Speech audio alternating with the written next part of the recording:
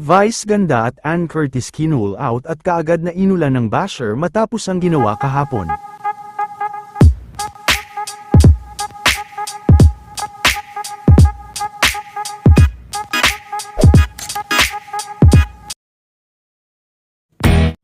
Matapos nga lang ang naging kontrobersyal na pagbibiro ni Vice tungkol kay Senator Cayetano at Senator Pia Cayetano, ay inulan naman ngayon ng pambabatikos kay Vice, matapos itong i-call out ng isa sa mga sikat na DDS vlogger na si Mr. Alvin.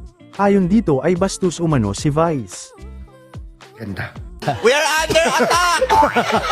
Nanawagan kami dito.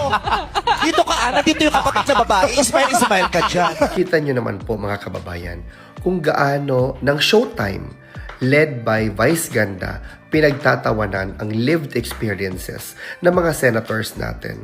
And most likely, they are referring to Senate President Alan Peter Cayetano and his sister, now the Senate Blue Ribbon Committee Chair, Pia Cayetano.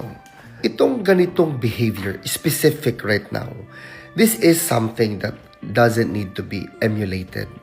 Coming from supposed individuals like Vice Ganda and Curtis and everyone surrounding the vicinity of that particular show, hindi sana nila gawin ang mga ganyang bagay. Kasi I'm pretty sure kung sila ang nalagay sa alanganin, kung sila ang napunta sa isang sitwasyon kung saan pwedeng ang buhay mo ay mawala in the midst of it all, itong mga taong ito ay magiging dramatic. Hindi lang dramatic, they are going to appeal before the mass that they have been subjected or subjugated into a very difficult situation. Kaya sana, makitaan ni Vice Ganda, ni Ann Curtis, at lahat ng mga tumatawa doon sa supposedly funny joke na ginawa ni Vice Ganda, na hindi iyon maganda ang ginawa nila.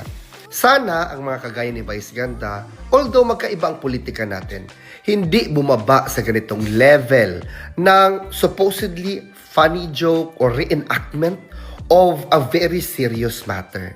Kasi hindi natin alam, baka tomorrow or sa makalawa, kayo naman ang maka-experience ng ganoong pangyayari.